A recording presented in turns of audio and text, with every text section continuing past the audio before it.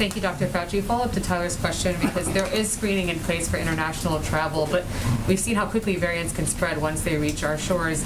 Does the science not suggest that there should at a minimum be a testing requirement for domestic air travel?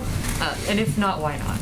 Well, again, these kinds of things we always talk about and consider, but right now, I'm not so sure we need a testing for an air travel in this country.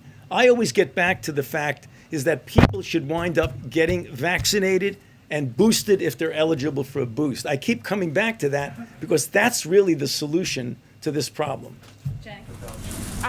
Two quick ones. Moderna executives have said in the past couple of days that this variant appears threatening and may demand new vaccines.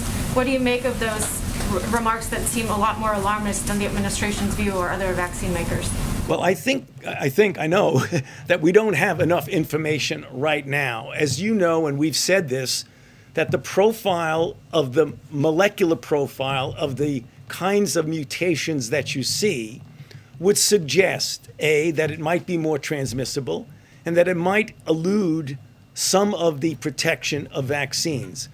But we don't know that now. We don't know what the constellation of mutations are actually going to be. We have to be prepared that there's going to be a diminution in protection, which is the reason why I keep getting back over and over again and say why it's so important to get boosted. But I think any declaration of what will or will not happen with this variant, it is too early to say. And I think we need to be careful because I know you're going to be reading a lot of tweets and a lot of comments about this. We're really very early in the process. Saying that this proves more transmissible but less virulent than Delta, would there be any public health benefit to furthering its spread by lifting travel restrictions, for example, so it can outcompete the Delta variant? You're talking about something really dangerous. You're talking about let a lot of people get infected to see if, in fact, you could protect them. That's something that I think almost all infectious disease people with any knowledge about infectious disease would not say that's a good idea. Steve. Dr. Fauci, we are